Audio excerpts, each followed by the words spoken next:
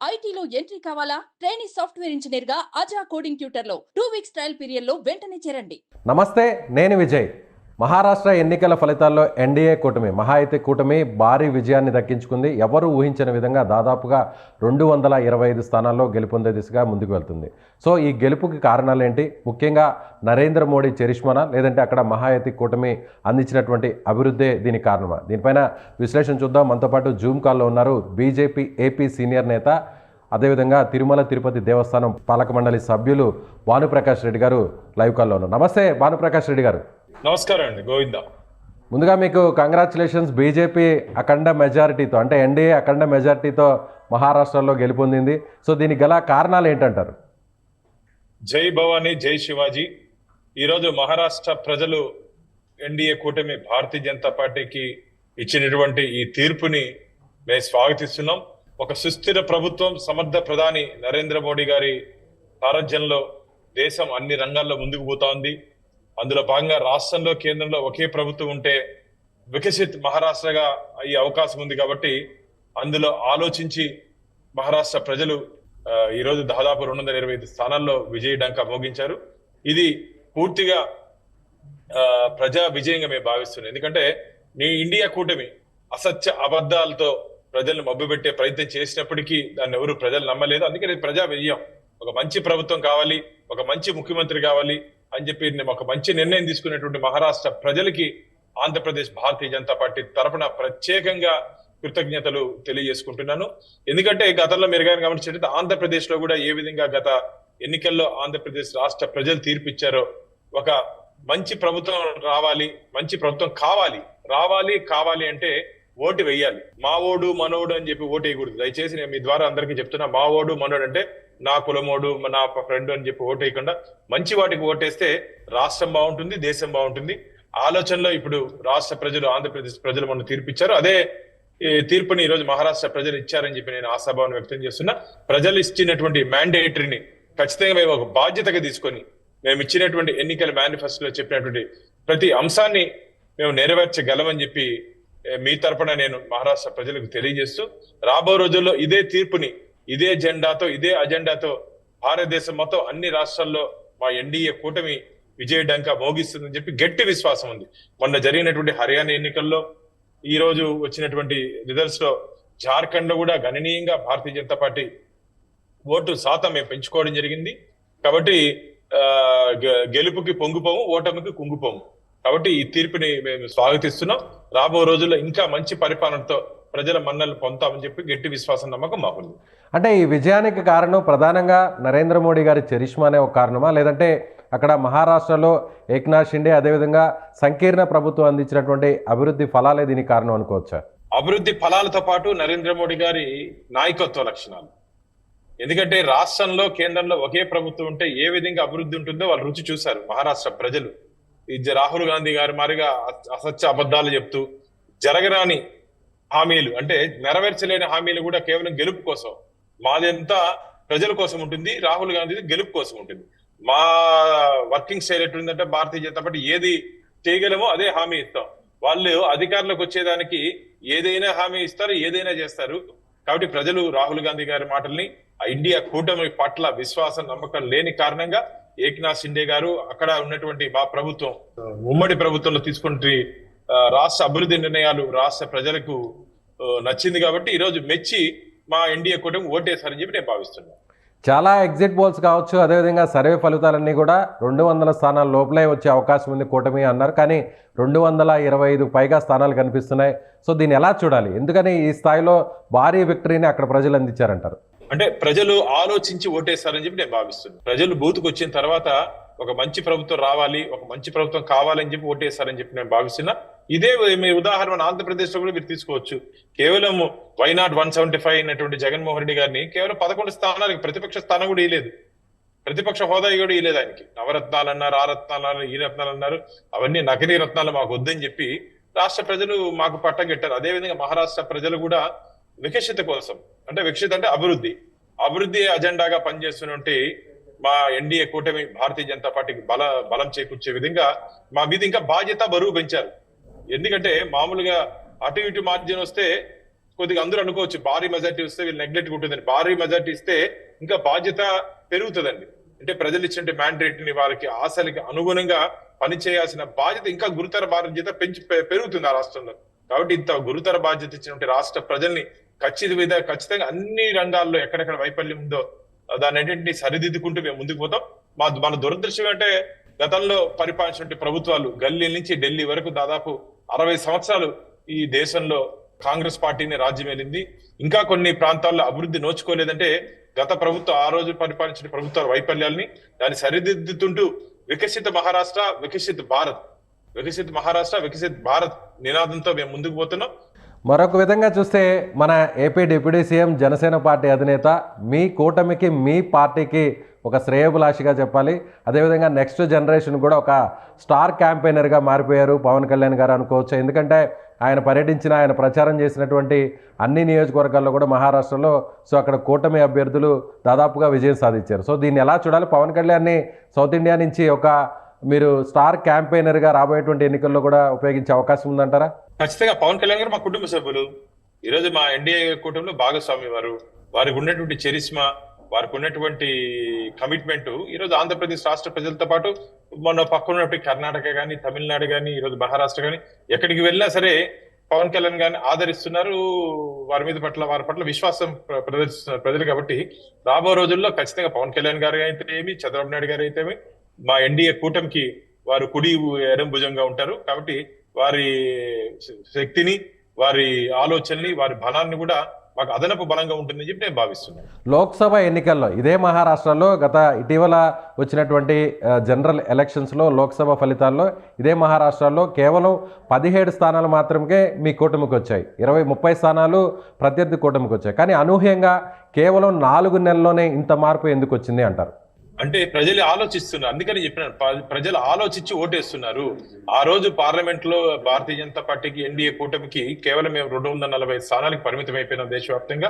ప్రజలు బాధపడ్డారు, అరే ఇంత మంచి ప్రభుత్వాన్ని మనం ఆదరించలేకపోయినామే అని ఆలోచించి ఈరోజు తిరిగి భారతీయ జనతా పార్టీకి పట్టం కట్టాలని చెప్పి నేను భావిస్తున్నా. నేను అందుకని చెప్తున్నా, ఈ ఓట్లు, ఈ శాతం ఇవన్నీ కేవలం రాజకీయాల్లో నెంబర్ గేమ్ మాత్రమే. కానీ గెలిచిన తర్వాత ప్రజలకు ఇచ్చినటువంటి కమిట్మెంట్, మేము ఏం చెప్పామో అదే చేస్తాం. కాబట్టి ఆ కమిట్మెంట్ ని నచ్చి ఈరోజు మహారాష్ట్ర ప్రజలు ఈ తీర్పునిచ్చారు. మీరు కొంతసేపు చూడబోతారు, చూడండి. కాంగ్రెస్ పార్టీ వాళ్ళు మాకు ఈవీఎంల మీద అనుమానాలు ఉన్నాయి, అది నొక్కారు. ఆల్రెడీ సంజయ్ రౌత్ గారు ఇదే అభియోగాలు చేశారు. శివసేన ఎంపీ చేశారు, ఈవీఎంని ట్యాంపరింగ్ చేశారు కాబట్టి ఈ తీర్పు వచ్చింది. సో గతంలో మాకు మెజారిటీ వచ్చింది లోక్సభ ఎన్నికల్లో, ఇప్పుడు వారికి ఆ స్థాయిలో ఇంత మెజారిటీ, ఇన్ని మెజారిటీ సీట్లు రావడానికి కారణం ఈవీఎంల ట్యాంపరింగ్ జరిగింది. బీజేపీ అగ్రనాయకుల అమిత్ షా గారి పాత్ర ఇందులో ఉంది అంటున్నారు. అంటే సంజయ్ రావుత్ గారు ఆ రోజు పార్లమెంట్ ఎన్నికల్లో కూడా ట్యాంపరింగ్ జరిగిందా? మీరేమైనా ట్యాంపరింగ్ చేసుకున్నారని చెప్పి మేమేమైనా ఆరోపణ చేసామా? అది ప్రజల తీర్పుగా మేము భావిస్తున్నాం. అంటే అదే మీరు ఎంతసేపు ఓర్వలేనితనం. మేము గెలిస్తే ఈవీఎం ట్యాంపరింగ్, మీరు గెలిస్తే ప్రజలు ఓటేశారు. ఇంత అన్యాయమైనటువంటి మాటలు, ఇంత రాజకీయ దిగజారుడు మాటలు మేము అప్పుడే అనుకున్నాము. ఇప్పుడు ప్రయాణంలో ఉన్నాను కాబట్టి నేను టీవీ చూడలేదు. కాబట్టి ఇలాంటి విమర్శలు ఇంకా వస్తూనే ఉంటాయి. ఇది పూర్తిగా ప్రజలు విజయంగా మేము భావిస్తాం.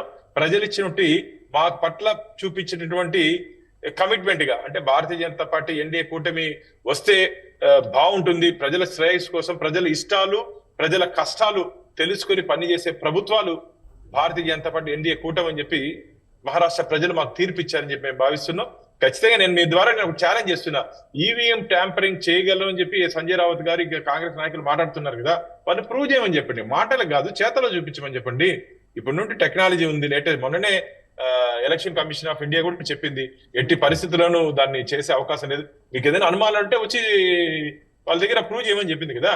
కాబట్టి కేవలం ఇలాంటి ఓడిపోయారు, ఓటమిని అంగీకరించండి, ప్రజల కోసం అలా పనిచేయండి. 5 ఏళ్ళు బాగా మీరు ప్రతిపక్షం నుండి పనిచేయండి.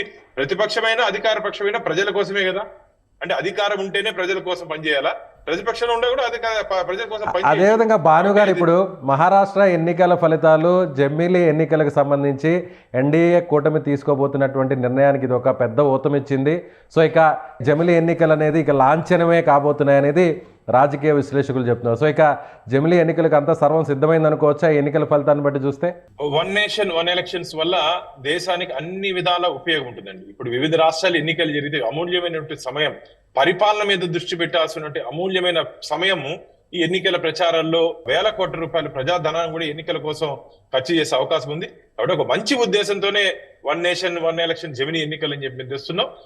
చూడాలి కేంద్ర ప్రభుత్వం దీంట్లో ఏ విధంగా కేంద్ర ఎన్నికల కమిషన్, ఎందుకంటే పార్టీల ఇంట్రెస్ట్ కాదండి, ఇది దేశం మొత్తం ఉన్నటువంటి దేశంలో ఉన్నటువంటి పరిస్థితుల దృష్ట్యా తీసుకుంటే నిర్ణయం. కాబట్టి కేంద్ర ఎన్నికల సంఘం ఏ విధంగా నిర్ణయం తీసుకుంటుందో దాన్ని మనం వేచి చూడాలి.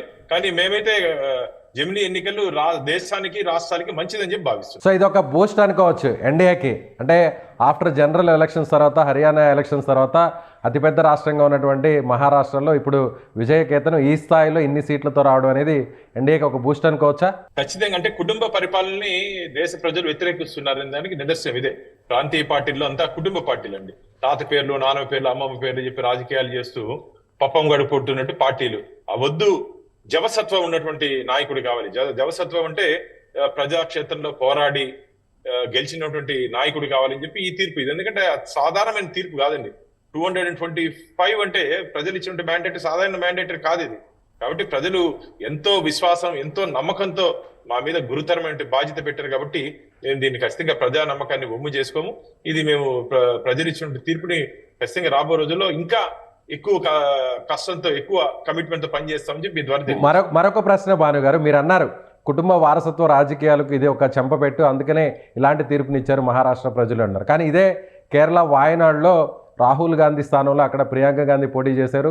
గతంలో వచ్చినటువంటి మెజారిటీ కంటే కాస్త ఎక్కువ మెజారిటీ వచ్చింది. అంటే ఇంకా గాంధీ కుటుంబాన్ని ఇంకా కొనసాగిస్తున్నారనుకోవచ్చా, ఆశీర్వదిస్తున్నారనుకోవచ్చా వాయనాడు ప్రజలు? ఇదే రాహుల్ గాంధీ గారు అమేథీలో ఓడిపోయారు కదండి గతంలో. ఇదే రాహుల్ గాంధీ గారు 2019లో మా స్మృతి ఇరానీ గారి చేతిలో ఓడిపోవడం జరిగింది కదా. కాబట్టి ప్రజల తీర్పు ఏ విధంగా ఎప్పుడు ఎలా ఉంటుందో మనము గెస్ చేయలేము. కాబట్టి ప్రజల తీర్పును స్వాగతించాలి. ప్రజాస్వామ్యంలో ఉన్నాము, ప్రజలు ఏదైనా తీర్పిస్తే దాన్ని ఖచ్చితంగా రాజకీయ క్షేత్రంలో ఉన్నటువంటి మనము స్వాగతించాలి. అరే ఆ రోజు అక్కడ ప్రియాంక గాంధీకి మెజార్టీ ఇచ్చేస్తారు, అక్కడ ఈవీఎంలు ట్యాంపర్ అయిపోయినది మేము చెప్పట్లా. ప్రజా తీర్పుని మేము గౌరవిస్తాం. ఎందుకంటే ఎన్నికల్లో ఓటనే హక్కుతో, ఓటనే ఆయుధంతో ఎంత పెద్ద నాయకుడినైనా సరే ఓడించవచ్చు, సాధారణ కార్యకర్తను కూడా గెలిపించవచ్చు. ఈరోజు నరేంద్ర మోడీ గారు ఒక సాధారణ కార్యకర్త, భారతీయ జనతా పార్టీలో సాధారణ కార్యకర్త నుంచి ఈరోజు అత్యున్నత స్థాయికి ప్రపంచంలో అతి పెద్ద ప్రజాస్వామిక దేశమైనటువంటి ఈ భారతదేశానికి ప్రైమ్ మినిస్టర్ కాగలిగాడు. అది ఓటుకున్నటువంటి సత్తా, ఓటుకున్నట్టు పవర్. కాబట్టి ఓటు హక్కును అందరూ వినియోగించుకోవాలి. ఈ గెలుపు ఓటములు సర్వసాధారణ రాజకీయాల్లో ఖచ్చితంగా నేనైతే చెప్పగలుగుతాం. మా అజెండా వికసిత భారత్ తో పాటు స్వర్ణ భారత్ కూడా చేయాలని చెప్పి మేము భావిస్తున్నాం. గత 60 సంవత్సరాల్లో కాంగ్రెస్ పాలనలో చేసినటువంటి అన్ని తప్పుల్ని సరిదిద్దుకుంటూ మాకు ప్రజలు ఇచ్చినటువంటి 15 సంవత్సరాల మ్యాండేట్ లో ఇంకా ప్రూవ్ చేసుకుని ఇప్పుడు మీరు కానీ చూసారంటే డెవలప్మెంట్ కంటి ముందు కనబడుతుంది. గతంలో లేనటువంటి డెవలప్మెంట్ ఈ 15 సంవత్సరాలు ఒక్క స్కామ్ చూపించండి. నరేంద్ర మోడీ గారి పరిపాలనలో ఒక్క స్కామ్, దీంట్లో ఇంత అవినీతి జరిగిందని ఎక్కడ చూపించలేదు. ఎందుకంటే ఒక నిస్వార్థమైనటువంటి పరిపాలన అందిస్తున్నటువంటి పార్టీ భారతీయ జనతా పార్టీ. కాబట్టి ఇప్పుడు ప్రియాంక గాంధీ గారు రాహుల్ గాంధీ గారి కంటే ఎక్కువ మెజారిటీని సాధించారు. సో ప్రత్యక్ష ఎన్నికల్లో ఆమె ఫస్ట్ టైం వచ్చారు, ఈ స్థాయిలో అక్కడ గెలుపొందారు ఎంపీగా. సో రాహుల్ గాంధీ స్థానంలో ప్రియాంక గాంధీ గారికి అక్కడ పగ్గాలు అప్పచెప్పాలి పార్టీకి సంబంధించి కూడా బాధ్యతలని ఒక కొత్త వాదన కూడా తెర మీదకి వచ్చే అవకాశం ఉందంటారా ఎన్నికల ఫలితాలతో? వారికి ఈ గాంధీలు తప్ప ఎవరు దిక్కులేదండి, నకిలీ గాంధీలు తప్ప ఇంకెవరు దిక్కులేదు వాళ్ళకి. కాంగ్రెస్ పార్టీకి ఈ నకిలీ గాంధీలు తప్ప ఇంకెవరు దిక్కులేదు. ఎందుకంటే అందుకని చెప్పాను కదా, ఈ కుటుంబ వారసత్వ రాజకీయాలు పోవాలండి, లేకపోతే మంచిది కాదు. జవసత్వాలు ఉన్నట్టు నాయకుడు రాజకీయ క్షేత్రంలో రావాలి తప్ప తాత పేర్లు, నాన్న పేర్లు, నామ పేర్లు అవన్నీ పెట్టుకుని వచ్చేది మంచిది కాదు. అది వారి కుటుంబ సమస్యగా నేను భావిస్తున్నా. అది వారి కుటుంబ సమస్య. వాళ్ళు వీళ్ళన్నా అమ్మ ఉండాలా, కొడుకు ఉండాలా, కూతురు ఉండాలి, లేకపోతే మనవాళ్ళు, లేకపోతే రేపు వాళ్ళు మనవడు కూడా పెట్టాలంటారు. కాబట్టి కాంగ్రెస్ నాయకులు, సీనియర్ నాయకులు కూడా ఒకసారి ఆలోచించాలి. మీరు కుటుంబం కోసం పనిచేస్తున్నారు, దేశం కోసం పనిచేస్తున్నారు. కాబట్టి కాంగ్రెస్ సీనియర్ నాయకులు కూడా ఆలోచించి నిర్ణయం తీసుకుంటే మంచిదని చెప్పి మీ ద్వారా తెలియజేసుకుంటారు. Right sir, thank you so much Bhanuprakash garu. ఇది బీజేపీ సీనియర్ నాయకులు, ఏపీకి సంబంధించినటువంటి నాయకులు, అదేవిధంగా టీటీడీ బోర్డు మెంబర్ భానుప్రకాష్ గారు చెప్తున్నారు. ఖచ్చితంగా దేశ ప్రధానిగా నరేంద్ర మోదీ గారి ఆయన పనితనాన్ని, అదేవిధంగా మహారాష్ట్రలో సంకీర్ణ ప్రభుత్వ పనితీరుని అక్కడ ప్రజలు ఆశీర్వదించారు. సో ఈ స్థాయిలో భారీ మెజారిటీ సీట్లను ఇవ్వడంతో మాకు ఇది ఒక బూస్ట్ లాంటిది అంటూ కూడా ఆయన చెప్తున్నారు. సో వచ్చే ఎన్నికల్లో కూడా బీజేపీ అదేవిధంగా ఎన్డీఏ భారీ విజయాన్ని చేకూర్చే విధంగా ప్రజలు తీర్పుని ఇవ్వబోతున్నారు మిగతా ఎన్నికల్లో కూడా అని ఆయన చెప్తున్నారు. Thank you so much.